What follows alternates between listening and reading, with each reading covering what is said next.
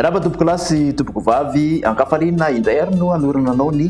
mety toetry ny andro ho an'izao faran'ny herinandro izao dia ny Zoma ary ny sabotsy ny alahady izay. Ao anatin'izay faran'ny herinandro izay dia misy tangolindrahona atao atsinanan'ny nosy ato amin'ny ankapobeny dia io no tena hitondra ny andrafitra ny mety toetry ny andro ao anatin'izay telo andro izay, zany eo mando ny atmosfera zany ny ankapobeny sy mantoerana amin'ny ilana sinanan'ny nosy manontolo ny tapany avaratry ny nosy manontolo iny. Raha makasika ny toetry ny andro mifandraika amin'izay ary dia ho an'ny rapitso maraina aloha zany zao dia misy ny orana zany amin'ny morotsiraka atsinanana saika ahitana an'izay avokoa ny morotsiraky ny savasy ny analanjirofo toamasina mazany atsimo atsinanana sy taolany aro iny dia toraka izany ihany koa misy ny tandrivon-drahona aty amin'ny morotsiraky sofia sy manodididina ny nosy be iny mandrahona moa ny tapany avaratry ny nosy manontolo fa ny ankoatr'izay dia ifandebiasan'ny rahona sy ny masoandro. Ny tolakandro kosa indray dia misy zany araka izany ny oram-baratra amin'ireo faritra maro manerana ny nosy ankoatra ny aty andrefana ny faritra melaky sy menabe sy ny faritra mandrefana zany no ifandimby ny rahona sy ny masoandro ary dia ahitana andrahona ny afovoantany atsimo zany amin'ny ankapobeny sy maro mandrahona, misy tandrivon-drahona kely ihany ny alina, misy tandrivon-drahona ihany koa aty amin'iny morotsiraky ny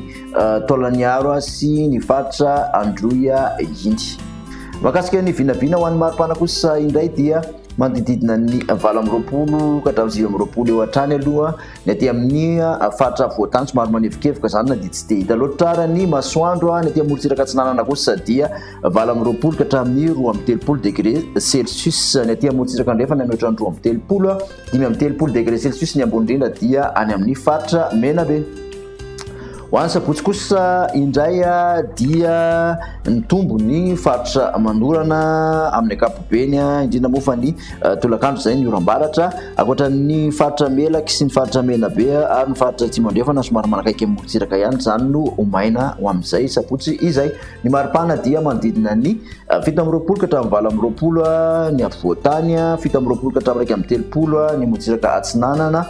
20 ka hatramin'ny 30 eo ny morotsiraka andrefana mbola any amin'iny